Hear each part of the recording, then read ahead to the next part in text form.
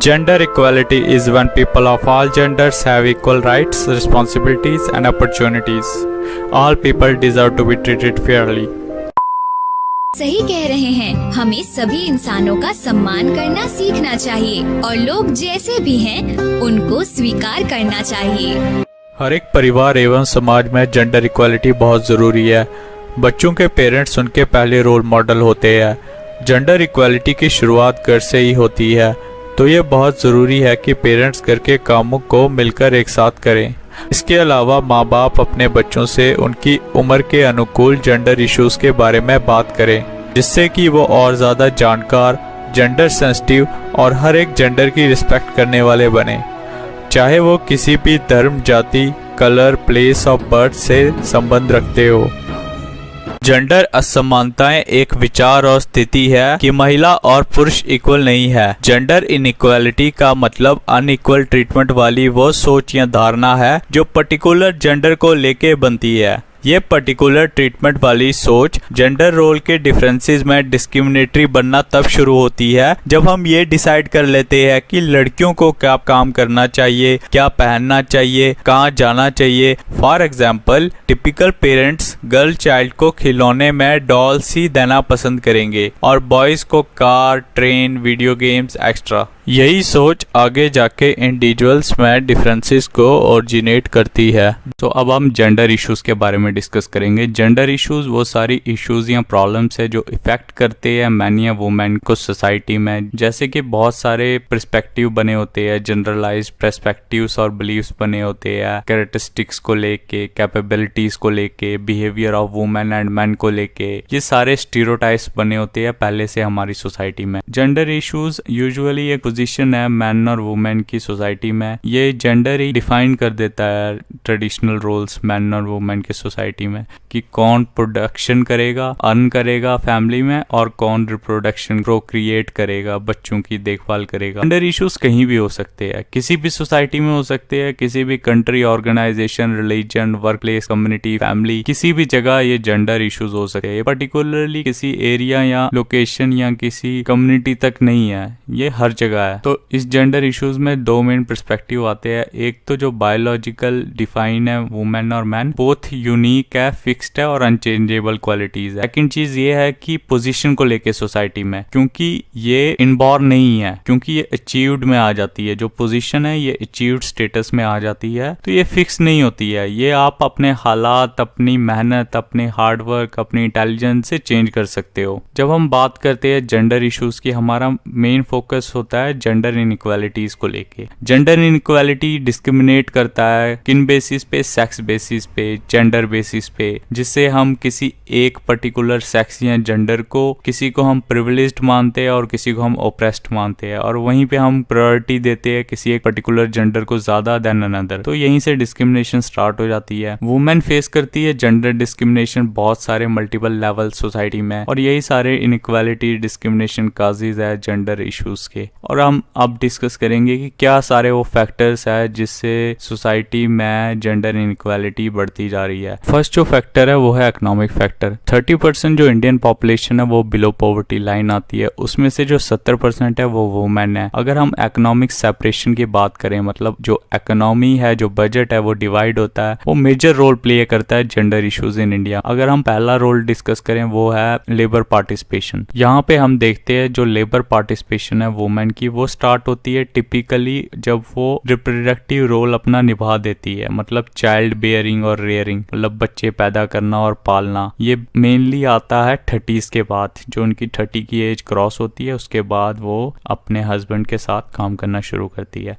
Second हम बात करें तो यह है एम्प्लॉयमेंट इनइक्वालिटी। जैसे जेंडर बेस्ड इम्बैलेंसेस हम इंडिविजुअल्स में देखते हैं पावर और कमांड को लेके, चाहे वो कोई भी ऑर्गेनाइजेशन हो। ये एक बहुत बड़ा एग्जांपल है कॉमन वर्क प्लेस इनइक्वालिटीज का। फॉर एग्जांपल किसी भी ऑर्गेनाइजेशन में आप यूनिवर्सिटी, कॉलेज या और भी किसी की एग्जांपल ले सकते, जो भी बड़ी बड़ी पोजीशंस हो गई, हम देखते हैं कि टीचर्स वगैरह सारे लगे होते हैं, मेल फीमेल बोथ होते हैं। जब बड़ी पोजीशन की बात आती है वहाँ पे ज़्यादा से ज़्यादा प्रेफरेंस हम देखते हैं मेल को दी जाती है। अगर आप यूनिवर्सिटीज़ में भी देखेंगे, वहाँ के जो वाइस चांसलर होंगे, वीसीज, ज़्यादातर मेल्स ही होंगे। अब इसके भी बड़े फैक्टर्स है एजुकेशन, हायर क्वालिफिकेशन में। जब हम पीजी लेवल पे देखते हैं, आप क्लास में भी देखेंगे कि बहुत सारे आपको फीमेल्स कोलीग्स मिलेंगे, पीजी लेवल पे बहुत कम मेल्स होंगे। बट जब वहीं पे जब जॉब की बात आएगी, वहाँ पे आप देखेंगे कि ये चेंज हो जाता है सिस्टम, हायर पोजीशन को लेके पर्टिकुलरली। थर्ड पॉइंट है एक्सेस टू क्रेडिट, क्योंकि बहुत कम लेवल्स है प्रॉपर्टी ओनरशिप के वुमेन के, इस वजह से वुमेन लैक करती है कोलैटरल, बैंक लोन्स उनको इजीली नहीं मिल पाते हैं, और माइक्रो क्रेडिट स्कीम्स उनके लिए आती है और वो भी बहुत स्क्रूटिनिटी में होती है। फोर्थ पॉइंट है प्रॉपर्टी राइट्स, जो ये पहले डिस्कस किया कि कॉन्स्टिट्यूशन ने तो डिफाइन किया है कि मेल और फीमेल जो भी होगा उन्हें इक्वल इनहेरेंट राइट्स है प्रॉपर्टी के, और उन्हें मिलेगा भी। बट वहीं पे जब प्रॉपर्टी देने की बात आती है, मतलब इस तरीके से कंडीशनिंग की गई है वुमेन की कि वो नहीं बोल सकती है कि मुझे भी राइट चाहिए प्रॉपर्टी में। जो टिपिकली चल रहा है कि वुमेन की शादी करा दी जाती है और उसके बाद वो जो इनहेरेंट राइट है वो मेल को ही दिए जाते हैं। तो यहीं पे इस केस में प्रॉपर्टी राइट्स में वुमेन डिसएडवांटेज में आती है, और अगर वो कोशिश भी करेगी कि उसे अगर अपना हक मांगेगी फैमिली में, तो फिर उसे ताने दिए जाएंगे कि भाई का हक लेने की कोशिश की जा रही है वगैरह वगैरह। एंड और यही चीज उनको बैक एंड पे ले आती है प्रॉपर्टी राइट्स में। कल्चर फैक्टर्स की अगर बात करें तो उसमें सन प्रेफरेंस पहला पॉइंट आता है, जिसमें हर फैमिली यही चाहती है कि उनके वंश को कोई आगे ले जाए। इसके लिए अगर बेटा पैदा होता है तो उसमें यही माना जाता है कि उसका सोल राइट होगा इनहेरेंट फैमिली की प्रॉपर्टी पे, चाहे वो फैमिली का नेम हो या प्रॉपर्टी हो, वो यही कंसिडर किया जाता है कि वो मेल मेंबर को मिलेगी। गर्ल्स को पहले से ही लायबिलिटी माना जाता है, वो इसलिए कि मैरिज हो जाएगी वो किसी और घर में चले जाएंगे। तो जो एक्सपेक्टेशंस होती है फैमिली की, पेरेंट्स की, जैसे सन से ये होती है कि वो एक्सपेक्ट करते हैं कि अगर उन पे वो टाइम दे रहे हैं, पढ़ा रहे हैं, लिखा रहे हैं, इन रिटर्न वो एक्सपेक्ट करते हैं कि बुढ़ापे में उनके काम आए। बट ये जस्ट एक्सपेक्टेशंस है आज की जनरेशन में। कहीं पे ऐसा होता है, बहुत अच्छी बात है, कहीं पे आजकल जो ओल्ड एज होम है भी आजकल बढ़ते जा रहे हैं कि ये एक्सपेक्टेशंस ही रह जाती है। आजकल जो न्यू जनरेशन है वो न्यूक्लियर फैमिली में रहना पसंद करती है, और पेरेंट्स के साथ बहुत कम लोग रहते हैं। और ऐसा जो स्टीरियोटाइप है, ऐसा भी नहीं होता है कि लड़कियों को शादी करने के बाद वो फैमिली का ध्यान नहीं रखेगी, क्योंकि ये भी सिस्टम आजकल चेंज हो चुका है। क्योंकि बहुत सारी एजुकेटेड जो गर्ल्स है वो भी मैरिज के बाद भी अपनी फैमिली का ध्यान रखती है। तो यही सोच अगर चेंज हो जाए तो उसके बाद मुझे नहीं लगता कि ये जो सन और डॉटर में प्रेफरेंस ज्यादा एग्जिस्ट कर पाएगा। नेक्स्ट पॉइंट है role of sons in religious rituals. ये भी एक जेंडर इश्यूज बन जाता है जब मेल को स्पेशल प्रेफरेंस दी जाती है कोई भी रिलीजियस सेरेमनीज को परफॉर्म करने के लिए, चाहे वो यज्ञ हो, कोई भी फैमिली का इंपॉर्टेंट इवेंट हो, तो उसमें मेल मेंबर को एक स्पेशल प्रेफरेंस दी जाती है। इवन की फैमिली में किसी की डेथ के वक्त भी सन को प्रेफरेंस दी जाती है ये रिचुअल परफॉर्म करने के लिए। नेक्स्ट पॉइंट है पैट्रिलिनियर सिस्टम। चाहे कोई इंडिविजुअल हो या फैमिली मेंबरशिप हो, जो किनशिप सिस्टम डिराइव होता है वो फादर के लीनेज की तरफ से ही होता है। चाहे वो प्रॉपर्टी होगी, नाम होगा, टाइटल होगा किसी पर्सन का, वो आगे ट्रांसफर होगा डॉटर या सन को अपने फादर की तरफ से। मतलब जो भी सरनेम उनके फादर का होगा वही डॉटर और सन को मिलेगा। आगे जाके भी अगर एक लड़का किसी लड़की से शादी करता है तो जो लड़की का सरनेम होगा वो चेंज हो जाएगा आफ्टर मैरिज, वो वही रखा जाएगा जो उसके हस्बैंड का सरनेम होगा। तो ये भी एक बहुत बड़ा जेंडर इशू है सोसाइटी में। जो फोर्थ पॉइंट है वो है gender issues in curriculum in India. मतलब जो सिलेबस है हमारे एजुकेशन सिस्टम में, जो करिकुलम है हमारे सिस्टम में, वो भी बहुत बायस्ड बना हुआ है, क्योंकि हम अज्यूम करते हैं जो बॉयज है वो बेटर फिजिकल एक्सरसाइज कर सकते हैं देन गर्ल्स, और गर्ल्स को अज्यूम किया जाता है वो बेटर परफॉर्म कर सकती है होम एक्टिविटीज में, चाहे वो सीविंग हो, कुकिंग हो, और यही सब हमें अपने करिकुलम में भी देखने को मिलता है। तो यही सोच हमें बदलनी है। ये कोई पर्टिकुलर एक जेंडर नहीं चेंज कर सकता, ये मिलके गर्ल्स और बॉयज को ये सोच, ये पर्सपेक्टिव जो ऑलरेडी बना हुआ है, इसे चेंज करना है। इसे चेंज करने के लिए गर्ल्स को भी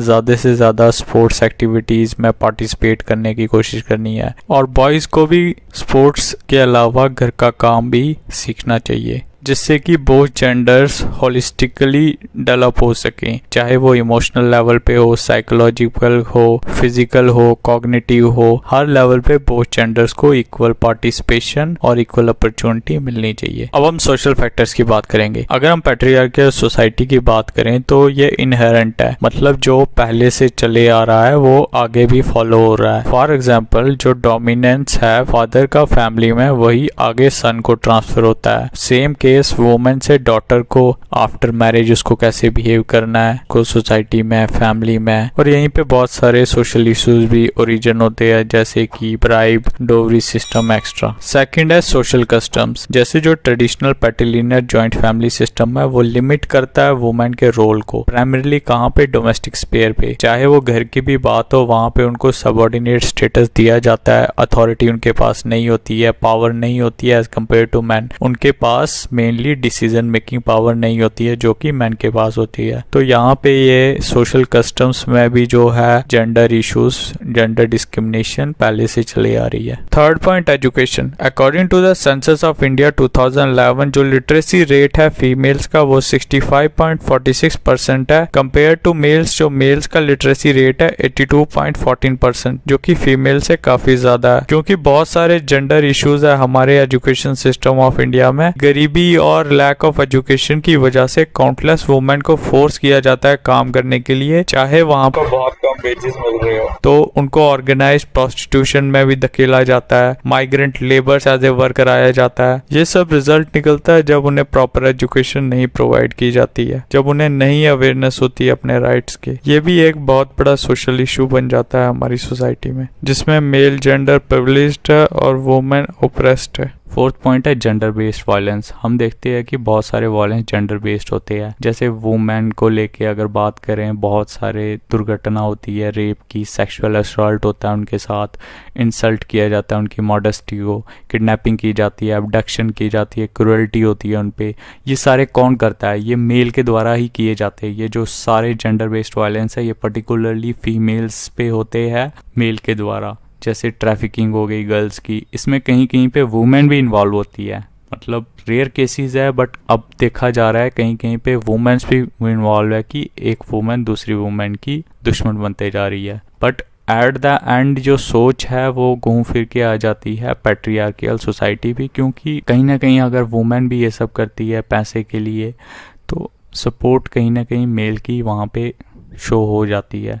अगर हम देखें जो मेजरली ये सारे क्राइम्स वुमेन पे ही होते हैं। नेक्स्ट पॉइंट है डोवरी। डोवरी मतलब दहेज। दहेज प्रथा हमारी इंडियन सोसाइटी में बहुत पहले से चली आ रही है। इसमें शादी के वक्त लड़की के पेरेंट्स लड़के के फैमिली को कुछ कैश या काइंड पेमेंट देते हैं, जिससे कि वो ये एक्सपेक्ट करते हैं कि उनकी डॉटर को आगे जो न्यू फैमिली में उन्होंने जाना है उन्हें कोई प्रॉब्लम ना हो। डोवरी सिस्टम भी एक कर्स है सोसाइटी में। नेक्स्ट है इनइक्वालिटीज इन एग्रीकल्चर। हम बहुत सारे जेंडर इश्यूज इंडिया में देखते हैं, चाहे वो एग्रीकल्चर को लेके भी हो। वुमेन को मैन के कंपैरिजन में एग्रीकल्चर लैंड राइट मिलने के बहुत कम चांसेस होते हैं, और अगर उनको वो मिल भी जाए तो वो प्लॉट बहुत कम साइज में या ना के बराबर होता है। नेक्स्ट पॉइंट है सोशल एटीट्यूड्स। जो लोगों का एटीट्यूड है वुमेन और मैन के लिए वो ये है कि वुमेन जो है वो हाउसकीपर्स है, उनका यही रोल है कि वो घर की चार दीवारी में रह के घर का काम करे। ये जो पर्सपेक्टिव पहले से बना हुआ है ये बहुत बड़ा रीजन है जेंडर डिस्क्रिमिनेशन का, और इसमें वुमेन्स वो अपने लिए आवाज नहीं उठा पाती है, जस्ट ये सोच के कि फैमिली की रेपुटेशन का क्या होगा। तो इसलिए वो चुपचाप बर्दाश्त करती है